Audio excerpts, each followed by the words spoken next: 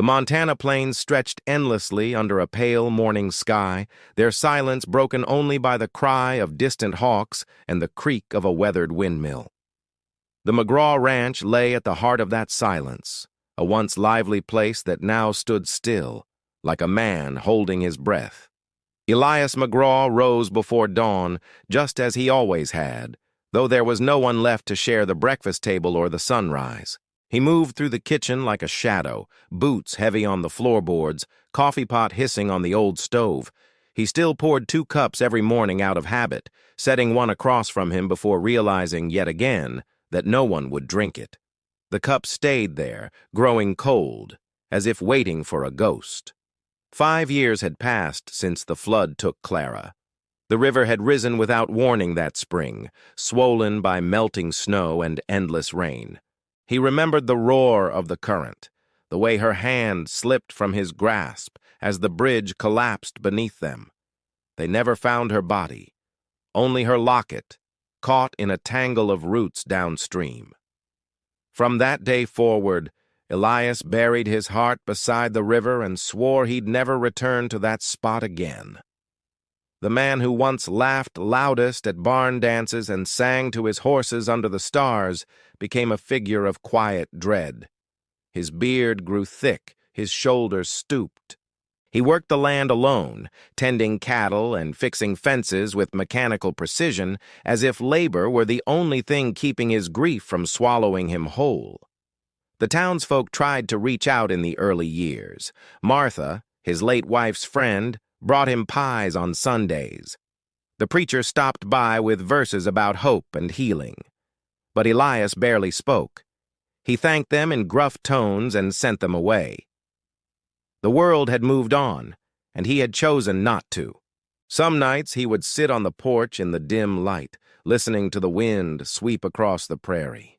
He'd imagine Clara's laughter in it, soft, teasing, full of warmth. Sometimes he'd talk back to her, as if she were still there. "I fixed the corral today," he'd mutter. "You'd have fussed about the boards, said they weren't straight."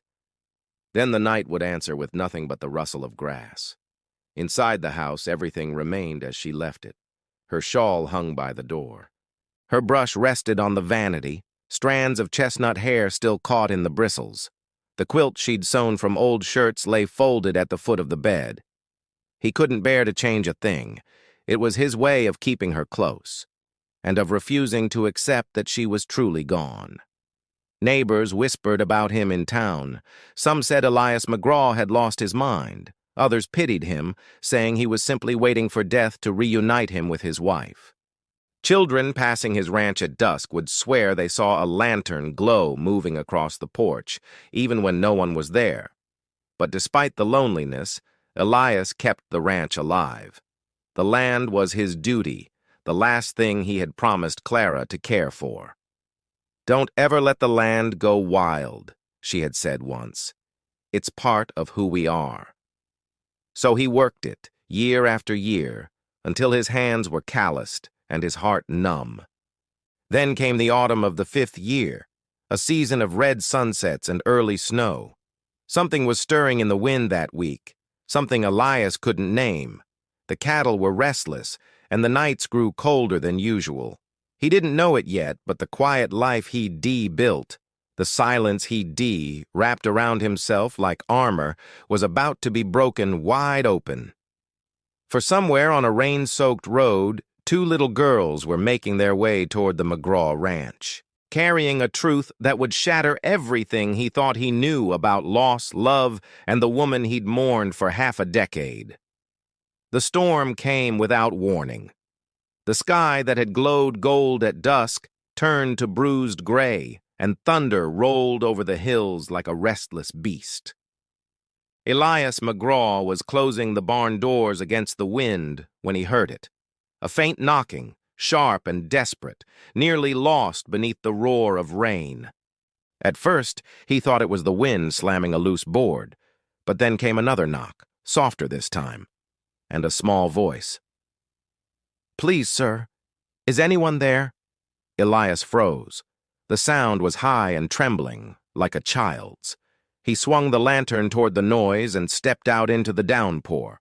Standing by the barn door were two little girls, soaked to the bone, mud clinging to their skirts. The older one, maybe 6, held the younger, perhaps 5, close under a tattered shawl. Their eyes, wide with fear, shone in the lantern light. "Please," the older whispered, teeth chattering. "We're cold." Elias's heart lurched, though his face stayed stern. "Where are your folks?"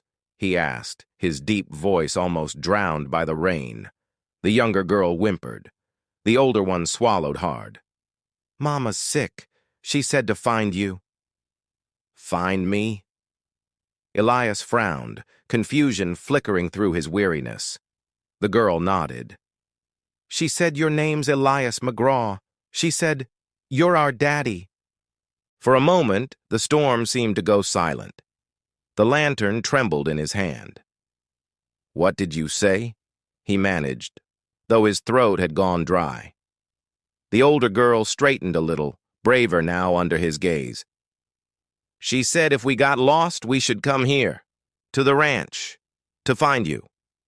Her small chin quivered, but her words were clear. Elias stared at them, every muscle in his body tightening. He wanted to laugh, wanted to shout that it was impossible. His wife Clara was gone, dead for 5 years. There was no one who could have sent these children, and yet, the longer he looked, the less certain he became. The lantern's glow caught the older girl's face. Auburn curls clung to her forehead, eyes the color of river water, that same stubborn chin he used to kiss when Clara pouted. His breath caught in his chest. "Come inside," he said roughly. "You'll catch your death out here." Inside the barn, the warmth of the hay and the scent of horses wrapped around them. He fetched blankets, wrapping the girls tight, then knelt to look at them more closely. "What are your names?" The elder spoke first. "Lila." She pointed to the smaller girl. "And this is June." "Lila and June," he repeated softly. The names echoed in his mind, Clara's favorite wildflowers. As the storm howled outside, Elias lit the stove and brewed them warm milk. They drank slowly, their small hands trembling as they held the mugs. "Where's your mama now?" he asked gently. Lila looked down. "She's sleeping. She said she had to rest. Then she said we'd find you." Elias frowned. "Where did you leave her?" "In the woods, near the big river," June whispered, her voice barely audible. "She said not to be scared." A chill deeper than the storm crept through Elias. The river. Always the river. He couldn't make sense of it. This impossible claim, these children with his wife's eyes. But as the night deepened and the girls dozed by the fire, he found himself staring at them with a strange ache in his chest. He saw Clara in every freckle, every sleepy sigh. He wanted to believe it was coincidence. He wanted to believe he wasn't losing his mind. But as lightning flashed through the window, illuminating their small faces pressed together in sleep, Elias whispered to the dark, "Clara, what have you done?" Outside, the rain fell harder, washing over the ranch like a baptism, erasing the past and promising a storm of truth yet to come. By the time the storm broke, the ranch had fallen into an eerie stillness. The rain slowed to a whisper on the roof, and dawn crept over the mountains in soft gray light. Inside the house, Elias McGraw sat by the hearth, boots still wet, staring at the two little girls curled up under a blanket near the fire. They'd fallen asleep almost instantly after he brought them in, small bodies exhausted from cold and fear. He hadn't slept at all. His thoughts wouldn't stop turning. Every time he closed his eyes, he saw Clara, her laughter, her warmth, her hand slipping from his grasp into the raging water all those years ago. The memory still burned in him like a wound that never healed. But now, somehow, 2 living reminders of her were lying under his roof. Elias leaned forward, elbows on his knees, watching the children breathe. They were clean now, He'd wiped the mud from their faces, changed them into old shirts from a chest upstairs. The resemblance was undeniable. Lila, the older one, had Clara's fiery auburn hair, the same stubborn tilt of her chin. June, the younger, had her mother's soft blue-gray eyes and that faint dimple that used to appear whenever Clara smiled. He wanted to deny what he saw, to tell himself grief was playing tricks again. But the girl's presence was too solid, too real. The smallest of them stirred, murmuring in her sleep, and he found himself reaching out before pulling his hand back, unsure whether to comfort or distance himself. When morning came, Lila awoke first. She sat up slowly, blinking at the unfamiliar room. Her little sister slept beside her, clutching a ragged cloth doll. Elias poured coffee into his mug and said gruffly, "There's bread and honey on the table.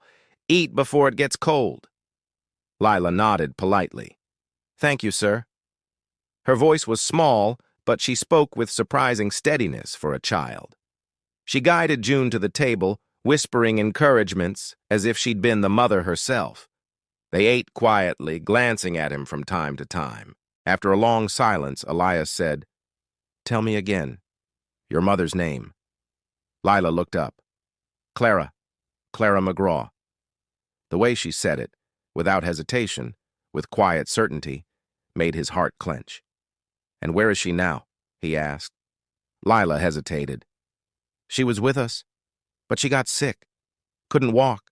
She said to find you. She said you were our daddy." Elias's jaw tightened. He stood abruptly and paced the room. "That's not possible," he muttered, half to himself. "Your mama, she died." June's lip quivered. "Mama's not dead," she said softly. "She told us you'd say that, but she said you'd come get her." Elias stopped in his tracks. The air seemed to leave his lungs. He turned toward them, unable to speak for several moments. "You're saying she's alive," he said finally, "that your mother's out there somewhere, waiting?" Lila nodded. "She said you'd remember her. She said you'd know because we have her eyes." Elias sank into a chair, his hands trembling slightly. He didn't want to believe it. The flood, the years of mourning, the loneliness. He'd built his entire world around the certainty of Clara's death. And now 2 children were tearing that certainty apart with nothing more than their faces and their words. He rubbed a hand over his beard, thinking. Maybe they were mistaken. Maybe some stranger had told them stories about him, using his name to gain sympathy. Maybe this was a misunderstanding, or worse, a cruel deception. But deep down, beneath all his skepticism, something old and fragile began to stir. Hope, a dangerous, painful thing he thought he'd buried long ago. That evening, as the sky darkened again, Elias lit the lantern and carried it into the barn. The girls were asleep once more, huddled together under the blanket. He watched them for a long moment, the firelight flickering across their faces. "If you're lying," he whispered, voice low and rough, "it's not your fault. But if you're telling the truth," his voice broke, "if she's really out there, Clara, I'll find you." Outside, the wind swept across the plains, cold and restless. But inside, for the first time in years, the old rancher felt something stir in his heart besides sorrow. A fragile flicker of belief that maybe, just maybe, miracles still found their way home. The following morning dawned clear and still, the air washed clean by the storm. The prairie stretched endlessly beneath a soft golden light, the kind of morning Clara used to love, when the dew clung to the grass and the world smelled new again. Elias McGraw stood by the window, staring out over the fields, his coffee gone cold in his hands. The 2 little girls were still asleep in the next room, wrapped in blankets far too big for them. He had not slept. His mind circled the same impossible thought over and over. Clara might be alive. He told himself it couldn't be true. He'd searched for her after the flood, combed every bank of the river until his feet bled. He had buried her wedding ring in the soil behind the barn as a promise to let her go. But now, 2 children with her eyes and her hair had appeared on his doorstep, knowing his name, calling him Daddy. How could that be chance? When he finally went to check on them, the girls were already awake. Lila was brushing her sister's hair with careful motherly patience. June hummed softly to herself, swinging her legs off the bed. The sight made Elias's chest tighten. Clara had always brushed her hair like that, gentle, humming the same low tune she used to soothe him after long, hard days. "You girls sleep all right?" he asked gruffly, leaning against the door frame. Lila smiled shyly. "Yes, sir. Thank you." He nodded, motioning for them to come eat. He served them oatmeal and warm milk. They ate politely, whispering between bites. Every so often, June looked up at him, as if studying his face, like she was searching for something familiar. "What did your mama tell you about me?" Elias asked after a moment. "She said you're kind," Lila said, "and that you love horses. She said you used to sing to her." That last part cut deep. His breath caught in his throat. No one knew that, not even the townsfolk. Singing had been their secret. On nights when they were young and newly married, he used to play her old songs by the fire. It wasn't something any stranger could have told these girls. His hands shook slightly as he set his spoon down. He couldn't deny it anymore. There was truth somewhere in their story. Still, he needed proof. He needed to see with his own eyes. After breakfast, he saddled his horse, Thunder, and told the girls he was riding into town. "I'll be back before sundown," he said. "You stay here with Martha. She'll take care of you." Martha, his old housekeeper, had arrived early that morning after hearing about the storm. When she saw the girls, her jaw nearly dropped. "Lord, have mercy, Elias," she whispered. "They're her spitting image." "I know," he said quietly, tightening the saddle strap. "But I need to be sure." He rode into town, the wind cold on his face, his mind a storm of memories. At the sheriff's office, he asked if anyone had seen travelers recently, a woman with 2 children, perhaps a wagon or a camp nearby. The sheriff scratched his beard and shook his head. "Ain't seen anyone like that, Elias. You sure you're not chasing ghosts?" Elias didn't answer. Maybe he was. But the ghost he was chasing had a heartbeat now. When he returned home that evening, the girls were sitting on the porch with Martha, plaiting wildflowers into each other's hair. The sight stopped him cold. For the first time in 5 years, the porch didn't look empty. The house didn't feel hollow. Their laughter drifted into the air like a forgotten song, one he used to know by heart. That night, after putting them to bed, Elias sat by the fire long after the flames had turned to embers. He stared at the old photograph on the mantel, Clara smiling in her wedding dress, sunlight in her hair. "If you're out there," he whispered, voice trembling, "I'll find you, I swear it." The wind outside shifted softly, carrying the faint scent of wildflowers through the open window. It almost felt like an answer. The following morning, the sun rose over the McGraw Ranch, spilling gold across the wet fields. The storm had left the air cool and sweet, the earth breathing again after days of harsh rain. Inside, Elias McGraw busied himself with repairs, anything to keep his thoughts from spiraling. The 2 little girls followed him like shadows, their laughter and questions filling corners of the house that had long forgotten joy.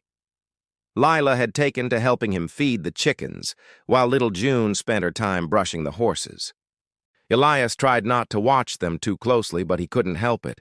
Every gesture reminded him of Clara, her way of humming while she worked, the way she spoke softly to animals, as if they understood her better than people. That afternoon, while cleaning up after chores, Elias found the old satchel the girls had carried when they arrived. It was worn and muddy, the leather cracked and soft. He picked it up carefully, meaning only to empty and dry it. Inside were a few scraps of clothing, a broken wooden comb, and a small blanket with the initials CM stitched in one corner. His heart stopped. Clara McGraw. He ran his thumb over the stitching, the breath leaving his chest. Then something caught his attention, a rough patch in the lining where the fabric seemed thicker, uneven. Curious, he tugged at the seam, and a small folded piece of paper slid out. The edges were water-stained, the ink faint, but the handwriting was unmistakable. Clara's. Elias sat down heavily on the nearest chair, his calloused hands trembling as he unfolded the paper. The sight of her handwriting, those gentle curves, the way she always looped her YS, hit him harder than any storm ever could. "My dearest Elias," the letter began. He read every word as if afraid it might disappear. "If you are reading this, it means somehow, by God's grace, our girls have found you. I pray they have. I don't know if this letter will reach you or if you'll believe it, but I must try." Elias's throat tightened. He pressed the page closer, his eyes scanning the words through the blur of tears. "I survived the river. I don't remember much. Only the sound of the water and the pain. When I woke, I was in a stranger's home, tended by a traveling doctor and his wife. They said I was found half dead, washed downstream. For months, I couldn't remember who I was. The injury to my head left me lost in the dark. It wasn't until the spring thaw that my memory came back piece by piece. Your name first, then the ranch, then our life together." Elias's breath came in sharp, uneven gasps. He could almost see her writing it, bent over a table somewhere far away, thinking of him, of home. By the time I remembered enough to return, I discovered I was expecting. The doctor begged me not to travel in my condition. So I stayed. I gave birth to 2 beautiful girls, Lila and June. I raised them with stories of you, so they would know the man their father was. But the years have not been kind to me. My health is failing, and the girls are too young to make this journey alone. Yet I have no choice. If they find you, Elias, love them enough for both of us." The words blurred as tears rolled down his cheeks. He pressed the letter against his chest, unable to breathe for the weight of it all. Clara had lived. She had survived the flood, suffered alone, given birth to his daughters, and sent them home to him with her dying hope. Outside, he could hear the girls laughing, free, bright laughter that tore through the silence of the ranch like sunlight through clouds. Elias wiped his eyes and looked toward the door. "No," he murmured, his voice shaking but sure. "You don't get to say goodbye yet, Clara. I'm coming for you." He folded the letter carefully, tucking it into his coat pocket as if it were something sacred. For 5 years, he had lived in the shadow of her loss. Now, for the first time, he felt something alive inside him again, not just grief, but purpose. As dusk settled across the land, Elias saddled his horse. The girls ran to the porch, their eyes wide. "Where are you going, Daddy?" Lila asked. He looked down at them, heart swelling. "To find your mama," he said quietly. "To bring her home." And with that, Elias McGraw rode into the fading light, the letter pressed close to his heart, chasing the miracle he had once thought impossible. The next morning, the McGraw ranch stirred before sunrise. The sky over the Montana plains was a pale silver, the kind of light that always came before a long journey. Elias McGraw was already in the barn, tightening the saddle on his horse, his jaw set and eyes heavy with resolve. The letter from Clara lay safely inside his coat pocket, folded neatly, worn at the creases from being read a dozen times through the night. He had hardly slept. Every word of Clara's letter had played in his head like a heartbeat. Her handwriting, her plea, her promise that she had survived. The thought that she was still out there, weak and waiting, filled him with both hope and guilt. He had mourned her, buried her in his heart, and built his whole life around her death. Now that certainty had crumbled. and in its place burned a fierce, desperate need to find her. Martha stood at the barn door, her shawl drawn tight around her shoulders. "You're really going after her, then?" she asked, though she already knew the answer. Elias nodded. "I can't let her die out there alone, not again." She looked past him to where the two little girls stood in the yard, watching quietly, their hands clasped together. "And them?" "I'll leave them here with you," he said. "They'll be safe. They've lost enough already." Martha nodded, her weathered face soft with understanding. "You find her, Elias. Bring her home." He gave her a small, grateful nod, then turned to the girls. Lila looked brave, but her lower lip trembled. "Will you come back, Daddy?" she asked, her voice barely above a whisper. Elias crouched down in front of her, taking her small hands in his. "I will," he said firmly. "And when I do, I'm bringing your mama with me." June threw her arms around his neck.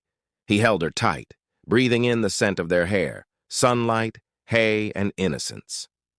"You be good for Miss Martha," he said, forcing a smile. "I'll be back before you know it." Then, with one last look at the ranch, the home that suddenly felt alive again, Elias swung into the saddle and rode out toward the mountains. The wind tugged at his coat and the world stretched wide before him. He followed the trail Clara's letter hinted at, a small settlement near the river, 2 days' ride west where a traveling doctor and his wife had once taken her in. The path was long and rough, cutting through open prairie, rocky slopes, and the deep, whispering woods beyond. The journey was hard, but Elias rode as if his soul were on fire. Along the way, memories came flooding back. The first time Clara had ridden beside him, laughing as her bonnet flew off in the wind. The night she had kissed him under the stars and whispered, "Promise me, no matter what happens, you'll keep going." He had broken that promise once. He wouldn't do it again. By the second evening, the weather turned cold. A thin mist clung to the ground as he made camp near a stream. He took the letter out once more, running his thumb over Clara's name. Her words gave him strength. "If they find you, Elias, love them enough for both of us." He looked up at the sky, where the first stars were beginning to pierce the darkness. "I'll do you one better, Clara," he whispered. "I'll bring you home to them." At dawn, he rode again, the world still and quiet around him. Every mile brought him closer. Not just to Clara, but to the man he used to be. He'd spent years living like a ghost, but now, for the first time since the river took her, his heart beat with purpose. By late afternoon, the mountains gave way to a narrow valley where smoke curled from a distant chimney. A small riverside cabin stood at the edge of the trees. Elias's heart pounded. He slowed his horse and stared, barely daring to breathe. Could this be the place? Could she truly be here? Alive, after all this time? He pressed his hand to the pocket where her letter rested and urged the horse forward. The wind carried the faint scent of wildflowers and rain, and in that moment he swore he heard her voice, soft, familiar, and trembling on the air. Elias. The valley was quiet, the kind of quiet that felt almost sacred. Elias McGraw dismounted, his boots sinking into the soft earth, as he stood staring at the small riverside cabin ahead. The river's steady murmur filled the air, and a thin trail of smoke curled from the chimney, carrying with it the faint scent of pine wood and herbs. For a moment he couldn't move. His pulse thundered in his ears, and his throat went dry. It had been 5 years since he'd last seen her face, 5 years since he'd stood at the river's edge, shouting her name as the floodwaters swallowed everything he loved. And yet as he looked at that cabin, some deep, buried instinct whispered that she was here. He took a slow step forward, then another. A soft voice broke the stillness. "Can I help you, sir?" Elias froze. From around the side of the cabin stepped a woman, thin, dressed in plain clothes, her hair tied back beneath a faded shawl. She held a basket of herbs in one hand and a look of wary kindness in her eyes. At first, Elias thought his heart had tricked him. She looked older, paler, and there were faint scars across her cheek. But then she lifted her gaze fully to him, and the world stopped moving. "Clara," he breathed, barely able to say the name. The basket slipped from her hands, spilling green sprigs into the dirt. She stood frozen, her lips parting in disbelief. Her hand trembled as she reached up, touching her face as if to make sure she was real. "Elias?" she whispered. He took a step toward her. She took one back, her knees giving slightly. "No, it can't be. I thought you were gone." "I thought you were," he said hoarsely. His voice cracked on the words. "I searched for you. I buried your ring, Clara. Before he could finish, she stumbled forward. He caught her in his arms, and suddenly the years between them disappeared. The wind moved softly through the pines, carrying the sound of her broken sobs as she clung to him like she'd never let go again. When she finally pulled back, her eyes were red but shining. "You're real," she whispered. "You're here." He cupped her face gently, tracing the lines time had left behind. "So are you." They stood that way for a long while, neither speaking, both afraid that if they did, the moment would vanish like smoke. When at last they sat together on the small porch, Clara told him everything. How the flood had swept her miles downstream, how a traveling doctor and his wife had found her half dead on the riverbank. "They nursed me back," she said softly, "but I was weak for months. By the time I tried to return, the world had moved on. I went back to the old town and they said the McGraw ranch was sold, that you'd left. Everyone thought I'd died. So She swallowed hard. "I stayed with the doctor's family for a time. Then the girls came." Elias frowned gently. "The girls?" "Our girls," she said, tears brimming again. "When I was found, I was already expecting. I didn't even know until weeks later. I kept them safe as best I could. But when I fell ill last winter, I sent them away to find you. I prayed they'd make it." Elias stared at her, overwhelmed by the flood of emotion. Love, sorrow, awe, and something like guilt. "They found me," he said quietly. "Two little angels showed up in my barn during a storm. I didn't believe it at first, but when I saw their eyes, I knew." Clara let out a shaky laugh that turned into a sob. "Then they did it. They found their way home." He reached for her hand, rough against her soft fingers. "And now so have you." As dusk settled over the valley, Elias and Clara sat side by side, watching the river roll gently past. It glimmered with the colors of twilight, peaceful and endless. For the first time in years, neither of them felt lost. After a long silence, Elias spoke, his voice low and steady. "Clara, I came here to bring you home. The girls, they need you. I need you." Clara looked at him, her eyes full of love and fear. "Home," she whispered. "I've dreamed of that word for so long." He stood and offered her his hand. "Then let's go home, darling." And as she placed her trembling fingers in his, the setting sun broke through the clouds, painting them in gold, the light of a love that had survived death, distance, and time itself. The next morning, the sun rose slow and soft over the valley, gilding the mist that curled above the river. Elias McGraw was already saddling his horse, his movements steady but reverent, as if afraid that the spell of finding Clara might break if he moved too fast. Clara stood nearby, her shawl drawn close, her eyes following every motion of his hands like a woman still not quite convinced this was real. It had taken half the night for either of them to rest. They had talked until the fire burned down to embers, about the years apart, about the girls, about the empty ache that had lived inside them both. There were tears and quiet laughter, long silences and soft touches that spoke louder than words. But when morning came, only one truth mattered. They were going home. Elias turned to her, holding out his hand. "You ready?" She hesitated, looking back at the little cabin that had kept her alive all those lonely years. "This place saved me," she said softly. "But it was never home, not without you." He smiled faintly, helping her into the saddle. "Then let's leave it behind for good." They rode side by side across the valley, the river glimmering like a silver ribbon to their left. The wind tugged at Clara's shawl, lifting strands of her hair into the sunlight. Elias couldn't help but steal glances at her, alive, whole, riding beside him again, eyed. For 5 years he had carried her ghost. Now he carried her hand. The journey back to the ranch was long. They stopped by creeks to rest, shared what little food they had, and took shelter beneath cottonwoods when the sky turned gray.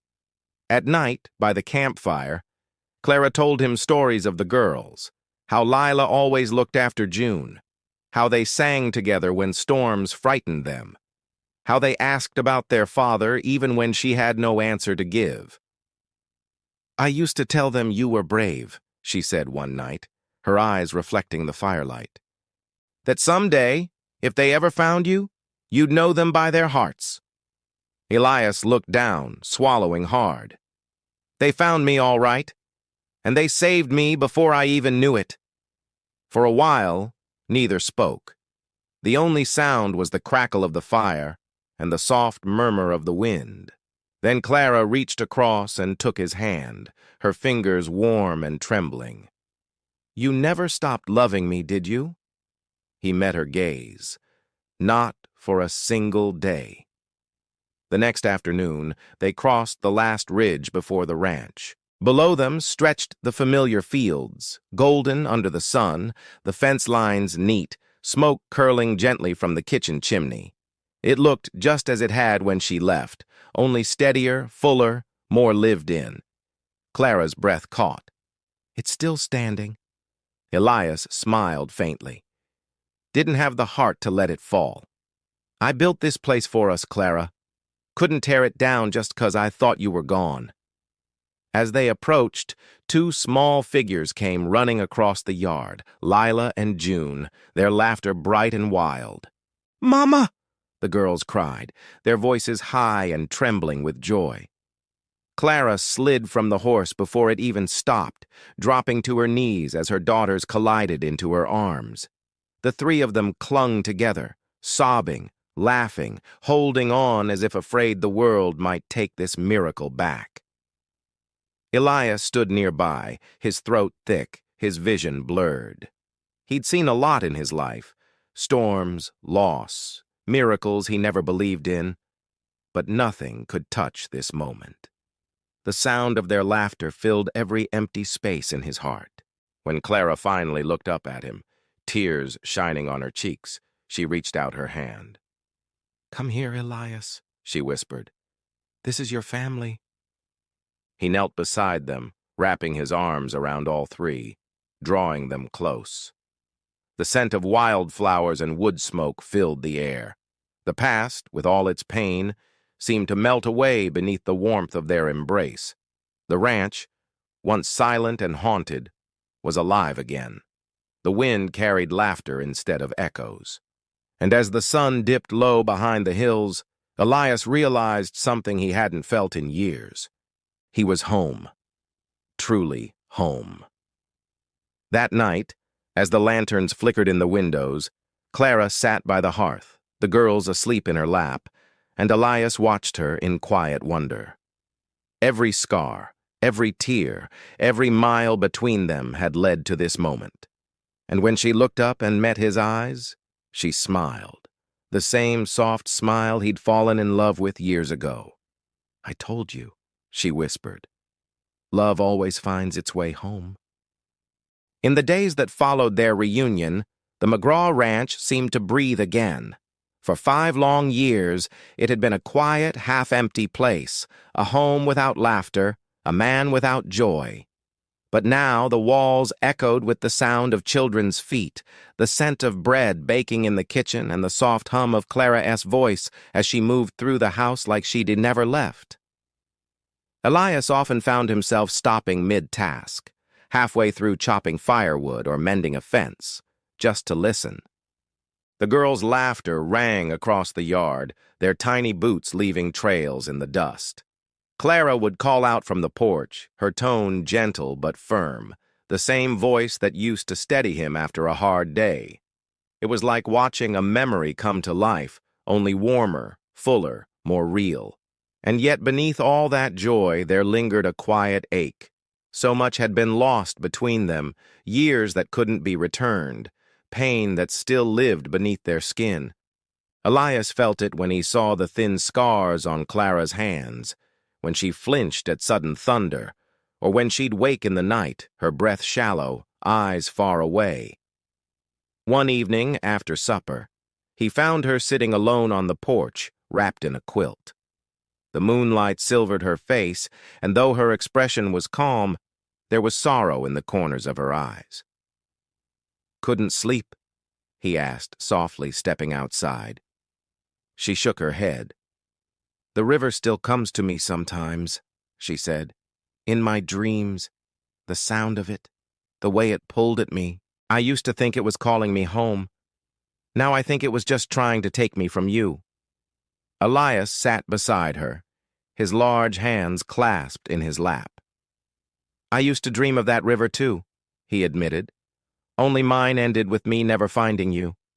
Every time I woke, I'd swear I heard your voice in the wind, but I told myself it was just guilt." Clara reached over and took his hand. "You have nothing to feel guilty for, Elias. You searched for me.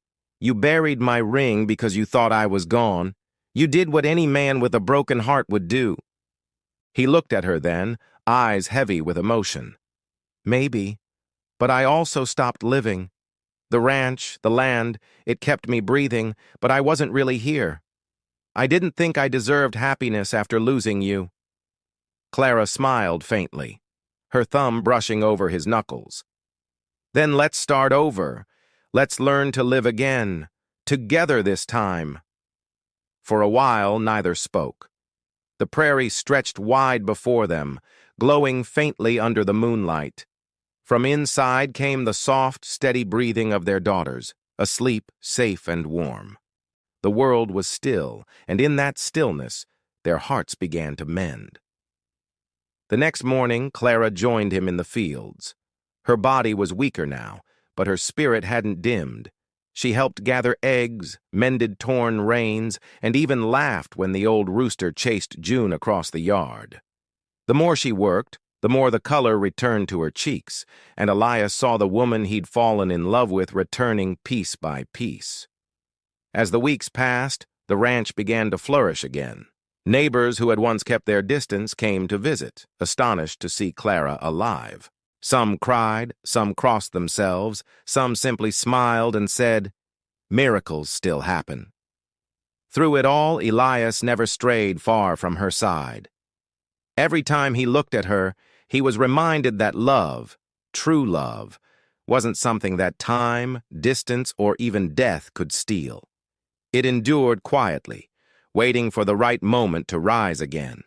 One evening, as the sun sank behind the hills, Elias stood on the porch with his arm around Clara's shoulders, watching their daughters chase fireflies in the fading light.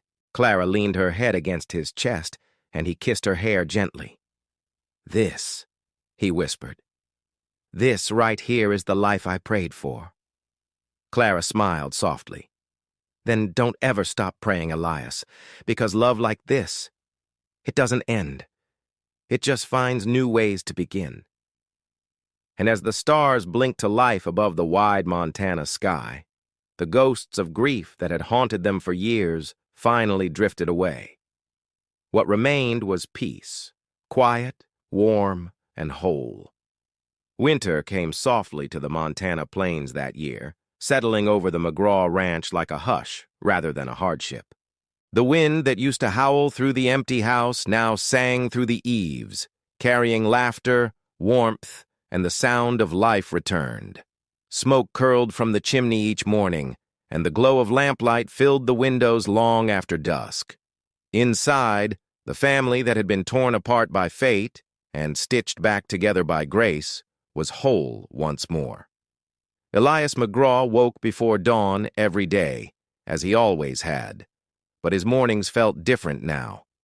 When he rose from bed, Clara's gentle breathing was beside him, her hand resting lightly on his chest. The weight of her touch was a reminder that this wasn't a dream, not another cruel illusion of the heart. She was truly there, alive, warm, and his once again. Downstairs, the smell of biscuits baking drifted through the house. The girls, Lila and June, were usually already awake, whispering secret plans to surprise their father. Sometimes it was breakfast, sometimes a hand-drawn card, sometimes a lopsided braid in his horse's mane. Whatever it was, Elias never pretended not to notice, and Clara never pretended not to cry when she saw how happy they'd become. One crisp morning, Elias found Clara sitting on the porch, bundled in a shawl, staring out across the frosted fields. The sun had just begun to rise, painting the snow with gold. He poured her a cup of coffee and joined her, the boards creaking softly beneath his boots. 5 years ago, she said, her voice quiet but steady. I used to dream of this view. I didn't think I'd ever see it again. He glanced at her, his eyes soft. You brought it back with you. The land wasn't the same without you here, she smiled faintly. Neither were you. He chuckled under his breath, the sound low and warm. I reckon that's true. You know, there were nights I sat out here thinking the stars looked colder without you. Now they look almost kind. Clara leaned her head on his shoulder, her breath forming little clouds in the air. That's because you're not looking at them alone anymore.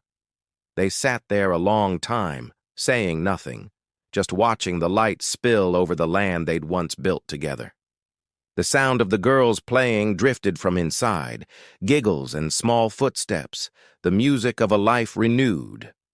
Later that afternoon, they hitched the wagon and rode into town. Word had long spread that Clara McGraw was alive, and when they entered the general store, the entire place went silent. Then, one by one, people began to smile, some in disbelief, some in tears. Old friends hugged her tight. Even strangers offered blessings. Seems we've all been given a second chance, the shopkeeper said kindly. You two make the rest of us believe in miracles. Elias tipped his hat. We just stopped running from them, he said simply. When they returned home that evening, the sky was glowing orange and violet, the kind of sunset that made everything shimmer. Lila and June ran ahead through the snow, chasing the light, their laughter echoing off the hills. Clara leaned against Elias's arm, her eyes filled with wonder. They look so free, she whispered. They are, he said softly. They're everything we ever wanted for them. They stood there as the girls circled back, breathless and bright-eyed. Mama, Daddy, look! Lila cried, pointing toward the horizon where a pair of wild horses ran along the ridge, their silhouettes blazing against the sky. Clara smiled through tears. Just like us, she murmured. Elias nodded, his voice thick with emotion.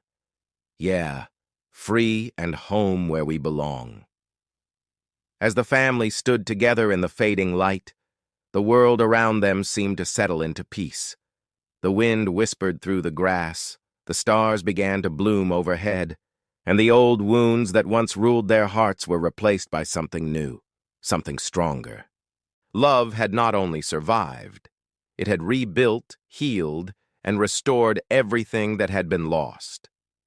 And in that quiet moment, beneath the endless sky and before the warmth of home, Elias McGraw finally understood what all those years of grief had been leading to. Not an ending. A beginning. He turned to his wife, his daughters wrapped in their arms, and smiled. We made it, Clara, he whispered. We found our way home. Clara's eyes shimmered as she pressed her forehead against his. No, Elias, she said softly. Home found us. And with that, the last light of day faded gently over the ranch, carrying with it a promise that their story, born of loss, faith, and love that refused to die, would live forever.